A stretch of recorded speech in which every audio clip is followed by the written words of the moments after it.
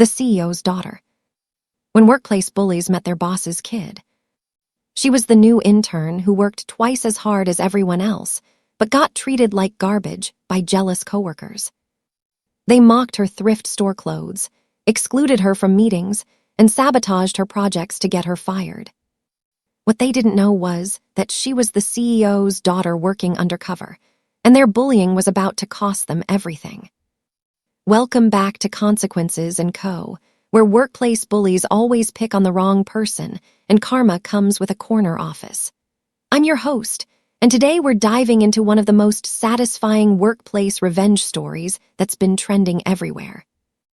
This is about Maya Thompson, a billionaire CEO's daughter who went undercover as a regular intern to learn the business from the ground up, only to face brutal workplace bullying from entitled employees who had no idea they were torturing their future boss.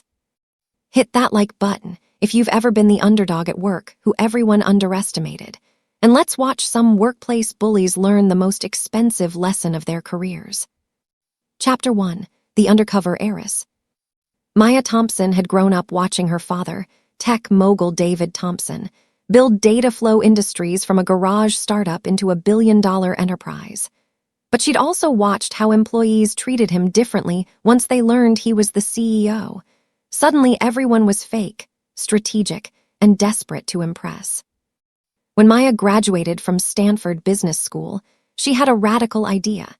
Instead of walking into data flow as the boss's daughter, she would work her way up as a regular employee to learn how the company really operated and who could be trusted with leadership responsibilities. "I want to understand our culture from the inside," Maya told her father during their private planning meetings. "If I'm going to run this company someday, I need to know who actually works hard and who just plays politics." David agreed to the undercover experiment with strict conditions. Maya would use her mother's maiden name, live on an intern's salary, and receive no special treatment whatsoever. Only he and the HR director would know her true identity. Maya Thompson became Maya Williams, a recent business school graduate who'd landed a competitive internship at Data Flow Industries through merit and determination. Her resume showed impressive credentials, but no family connections to the company. Maya rented a modest studio apartment, bought clothes from thrift stores, and took public transportation to work. For the first time in her life, she was experiencing what it felt like to be a regular employee without wealth or connections to smooth her path. The experience was eye-opening in ways Maya hadn't expected. Dataflow's corporate culture looked very different from the bottom than it did from the executive floor. Managers who were deferential and professional in board meetings were often condescending and dismissive to junior employees. But Maya's real education in workplace dynamics came from her fellow interns and junior staff, particularly a group of entitled employees who would soon teach her why some people should never be promoted to positions of authority. The workplace bullies were led by Jennifer Hayes, a marketing coordinator whose father was a wealthy venture capitalist, and Brad Chen, an analyst whose uncle sat on Dataflow's board of directors. Both had gotten their jobs through family connections and saw Maya as an outsider who threatened their sense of superiority. What they didn't realize was that the poor scholarship kid they were about to torment was actually their ultimate boss, and she was taking notes on everything. Chapter 2: The Bullying Campaign. The bullying began subtly during Maya's first week, with Jennifer and Brad making snide comments about her thrift store clothes and modest lifestyle. "Did you get that blazer at Goodwill?" Jennifer asked loudly during a team meeting, causing other employees to snicker. "I mean, I respect the vintage look, but this is a professional environment." Maya handled the comment gracefully, but she was mentally documenting Jennifer's behavior and the reactions of their coworkers.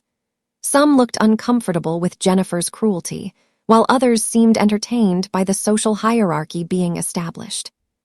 Brad's bullying was more professional but equally cruel. He would exclude Maya from important meetings, fail to share critical project information, and then publicly criticize her for being unprepared or out of the loop. "Maya, I'm surprised you didn't know about the client presentation changes," Brad announced during a department meeting. "I guess some people need to work on their communication skills." Of course, Brad had deliberately withheld the information from Maya while sharing it with everyone else, setting her up to fail in front of senior managers. The pattern continued for weeks. Jennifer would humiliate Maya socially, while Brad sabotaged her professionally. Other employees either participated in the bullying or stayed silent to avoid becoming targets themselves. Maya's direct supervisor, Lisa Park, was too intimidated by Jennifer and Brad's family connections to intervene effectively. When Maya tried to report the bullying, Lisa gave her generic advice about fitting in better and not taking things personally. But Maya's most painful discovery was how quickly workplace bullying isolated her from potential allies. Employees who might have been friendly avoided her to stay in Jennifer and Brad's good graces. Even people who clearly disagreed with the bullying were too afraid of social exile to support her. If you've ever been the target of workplace bullying while everyone else stayed silent, hit that like button and let me know in the comments about your experiences with toxic coworkers. Make sure you're subscribed because Maya is about to turn the tables spectacularly. Maya realized that data flow had a serious cultural problem that went beyond individual bad actors. The company was tolerating systematic workplace harassment because the bullies had family connections that made them seem untouchable. Chapter 3: The Escalating Abuse. After 2 months of subtle bullying, Jennifer and Brad escalated their campaign when they realized Maya wouldn't quit or break down under their initial pressure. Their cruelty became more systematic and public, designed to humiliate her in front of increasingly senior employees. During a major client presentation that Maya had spent weeks preparing, Brad accidentally sent her the wrong project files an hour before the meeting. When Maya's presentation was obviously off-topic and incomplete, Brad publicly suggested that she might not be ready for this level of responsibility. Jennifer's sabotage was more creative and personally cruel. She started a group chat called Fashion Police, where she and her followers would share photos of Maya's outfits with mocking commentary. The chat included over a dozen employees who participated in rating Maya's thrift store looks and suggesting she needed professional styling advice. The psychological warfare was relentless and sophisticated. Jennifer would arrange team dinners at expensive restaurants Maya couldn't afford, then act concerned about her financial situation in front of everyone. Brad would assign her projects with impossible deadlines, then express disappointment about her time management issues when she couldn't complete them perfectly. Most devastatingly, they began spreading rumors that Maya had gotten her internship through diversity quotas rather than merit, suggesting she was an unqualified hire who was taking opportunities away from more deserving candidates. "I heard she barely graduated from a state school," Jennifer whispered loudly enough for Maya to hear during a coffee break. "It's so unfair that companies have to lower their standards just to look inclusive." Maya's actual Stanford MBA, which she couldn't reveal without exposing her identity, made Jennifer's lies particularly cruel. But Maya was learning valuable lessons about how workplace bullies operated and who enabled their behavior through silence or active participation. The breaking point came during the quarterly all-hands meeting, where Jennifer and Brad orchestrated Maya's most public humiliation yet. They had convinced their supervisor to let Maya present the team's quarterly results, then deliberately provided her with false data that made her look incompetent in front of over 200 employees. As Maya stood at the podium presenting obviously incorrect numbers while Jennifer and Brad smirked in the audience, she made a decision that would change everything. It was time to end the charade and teach these bullies exactly who they'd been tormenting. Chapter 4: The Identity Reveal. Maya's opportunity for perfect revenge came during Dataflow's annual company retreat, where her father was scheduled to deliver the keynote address about the company's future leadership and values. Maya had been planning this moment for weeks, coordinating with her father to create the most dramatic possible reveal of her true identity. Jennifer and Brad had spent the retreat weekend continuing their bullying campaign, making sure other employees saw Maya as an outsider who didn't belong at the company's premier social event. They mocked her discount hotel room, criticized her casual clothes, and made jokes about her, probably being on financial aid. "I can't believe they let interns come to these things," Jennifer said loudly during the welcome cocktail party. "Some of us earned our place here through actual merit." Maya smiled and nodded, knowing that Jennifer's arrogance was about to be destroyed in front of the entire company. The next morning, David Thompson took the stage for his keynote address, looking out at the 300-plus employees who'd gathered to hear their CEO's vision for Dataflow's future. "Today I want to talk about leadership, character, and the importance of treating every employee with respect regardless of their position or background," David began, making eye contact with Maya in the audience. "Over the past 3 months, we've been conducting an experiment to better understand our company culture. My daughter Maya has been working here as an intern under an assumed name to experience Dataflow from a different perspective." The room went completely silent as employees tried to process what they'd just heard. Maya Thompson, who you know as Maya Williams, has been documenting her experiences as a regular employee, and what she's discovered has been both inspiring and deeply troubling. Maya stood up slowly, walking toward the stage as hundreds of eyes followed her movement. The employees who'd been kind to her looked proud and relieved. The ones who'd participated in her bullying looked like they wanted to disappear. Jennifer's face had gone completely white. Brad looked physically sick as the implications of their behavior became clear. Maya will now share some of her observations about leadership, character, and the culture we need to build together, David continued, handing his daughter the microphone. "This is the moment when everything changes. If you're here for this level of workplace justice, smash that subscribe button and let me know in the comments what you think should happen to workplace bullies." Chapter 5, The Public Reckoning. Maya's speech to the company retreat was a masterclass in professional destruction disguised as corporate leadership advice. She never mentioned Jennifer or Brad by name, but everyone in the audience knew exactly who she was describing.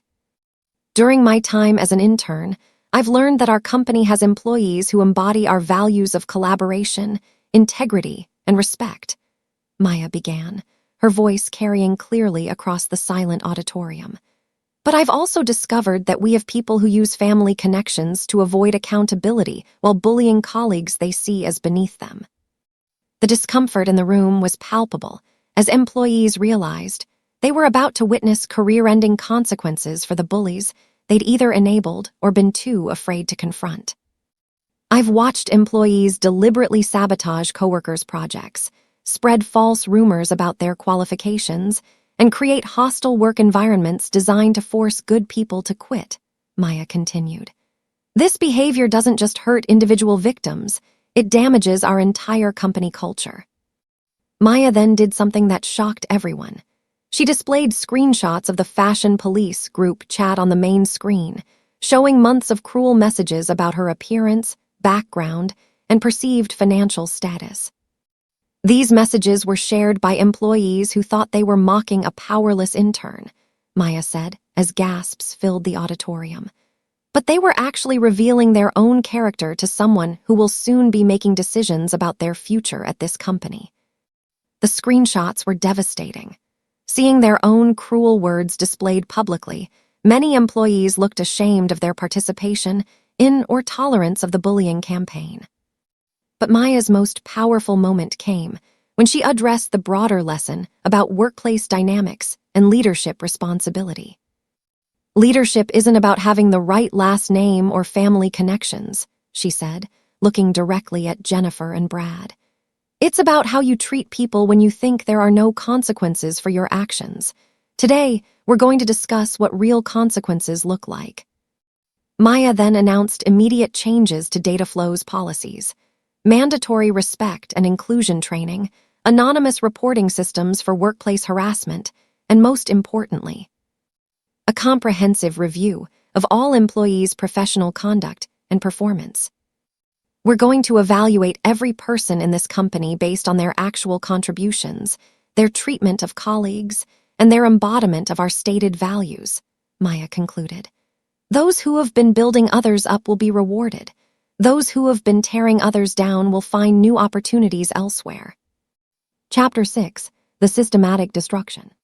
The consequences for Jennifer, Brad, and their enablers were swift and comprehensive.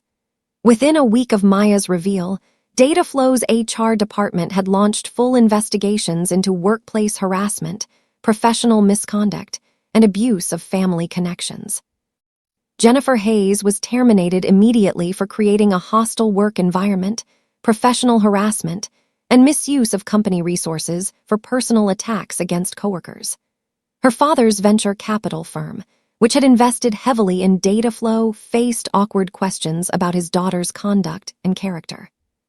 The Fashion Police group chat became evidence in Jennifer's termination file, and screenshots were shared with other companies in their industry network. Her reputation was permanently destroyed, making her unhireable at any respectable corporation. Brad Chen's destruction was even more thorough. His deliberate sabotage of Maya's projects constituted professional misconduct that violated multiple company policies. His uncle's position on Dataflow's board couldn't save him from termination for documented harassment and dishonest behavior. But the investigation revealed something even worse. Brad had been systematically taking credit for other employees' work while sabotaging anyone he saw as competition. Multiple junior staff members came forward with evidence of his pattern of theft and professional bullying. Brad's termination included a requirement to return bonuses he'd received for work he'd stolen from others, and Dataflow's legal team sent warning letters to other companies about his professional conduct. The employees who'd participated in the bullying faced consequences ranging from formal reprimands to termination, depending on their level of involvement. The Fashion Police group chat members were required to attend sensitivity training and write formal apologies to Maya. But Maya's most satisfying revenge was revealing the cowardice of employees who'd enabled the bullying through silence. During company-wide meetings, she praised by name every person who'd been kind to her as an intern, while noting that true character is revealed by how you treat people who seemingly can't help your career. The message was clear. Employees who'd stayed silent or participated in bullying would have limited advancement opportunities, while those who'd shown integrity would be fast-tracked for promotion. Chapter 7. The Cultural Transformation. Maya's undercover experience didn't just destroy individual bullies. It transformed Dataflow's entire corporate culture in ways that protected future employees from similar harassment. The company implemented Maya's recommendations for comprehensive policy changes: zero-tolerance harassment policies with real enforcement, anonymous reporting systems that couldn't be ignored, and regular culture assessments conducted by third-party consultants. Most importantly, Maya established new promotion criteria that heavily weighted character and integrity alongside professional competence. Employees' treatment of colleagues became a major factor in advancement decisions, making workplace bullying a career-limiting choice. Maya also created mentorship programs pairing senior employees with junior staff, ensuring that new hires had advocates who could protect them from the kind of systematic harassment she'd experienced. The results were immediate and dramatic. Employee satisfaction scores increased significantly, turnover decreased, and productivity improved as workers felt safer expressing ideas and taking initiative. Maya's story became legendary in corporate leadership circles as an example of how undercover leadership experiences could reveal hidden cultural problems. Several other companies adopted similar programs to understand their real workplace dynamics. But Maya's greatest satisfaction was the transformation in how Dataflow's employees treated each other. The fear-based hierarchy that had enabled bullying was replaced by collaborative relationships based on mutual respect and shared goals. "The best part isn't that we fired the bullies," Maya told Harvard Business Review in an interview about her undercover experience. It's that we created a culture where future bullies know they'll be held accountable, and good people feel safe to do their best work. This is what happens when workplace bullies mess with the wrong person. If you're loving this corporate karma story, make sure you hit that subscribe button and let me know in the comments about toxic coworkers you've encountered. Chapter 8: The Long-Term Impact. 2 years after Maya's undercover experiment exposed Dataflow's workplace bullying problem, the company had become a model for corporate culture and employee treatment.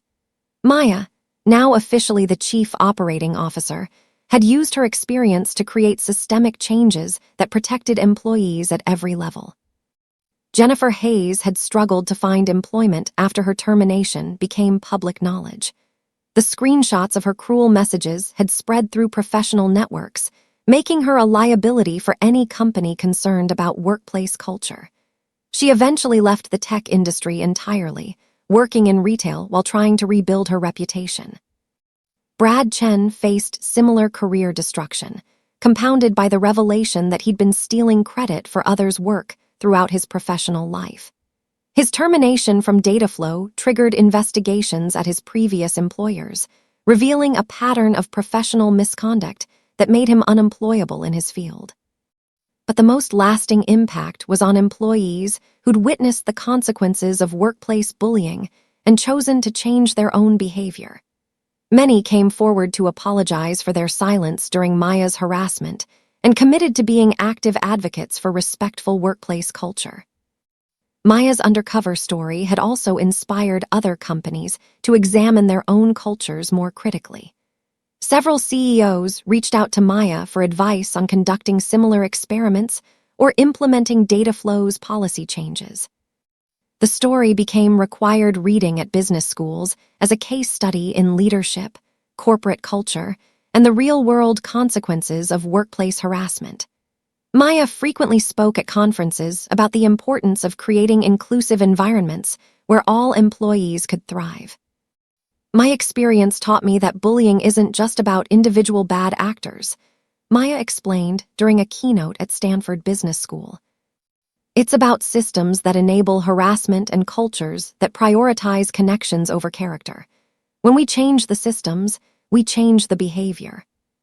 Maya's transformation from bullied intern to respected executive had also taught her valuable lessons about empathy, resilience, and authentic leadership that made her a better manager than she might have been without the undercover experience.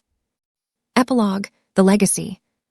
5 years after Maya Thompson's undercover internship exposed systematic workplace bullying at Dataflow Industries, she stood before the company's 2,000 employees as their newly appointed CEO, having earned the position through demonstrated competence and character rather than family connections. When I worked here as Maya Williams, I learned that titles don't make leaders, actions do, Maya said during her installation speech. The respect and trust you've shown me over the past 5 years means more than any inheritance or appointment could. Dataflow had become renowned not just for its technology innovations, but for its corporate culture, regularly appearing on best places to work lists and attracting top talent who wanted to work in an environment built on mutual respect. Maya's policies had created a company where employees felt safe to be authentic, take risks, and support each other's success. The collaborative culture had sparked innovations that made Dataflow more successful than ever, proving that ethical leadership was also profitable leadership. Jennifer Hayes and Brad Chen had both left the tech industry permanently, their careers never recovering from the public exposure of their character flaws. Their stories became cautionary tales about the long-term consequences of workplace bullying. But Maya's greatest pride wasn't in her tormentor's destruction. It was in the thriving careers of employees who'd been given opportunities to succeed in an environment free from harassment and favoritism. The quiet intern who'd been ignored and dismissed had become a transformational leader whose influence extended far beyond one company. Maya's approach to leadership, based on character, integrity, and genuine care for employees, had inspired a generation of executives to prioritize culture alongside profits. Maya Thompson had learned the most important lesson of all. Real power isn't inherited. It's earned through how you treat people when you think no one important is watching. And when you discover that someone important was watching all along, you better hope you treated them with the respect every person deserves. The CEO's daughter had taught an entire industry that workplace bullies always underestimate their victims.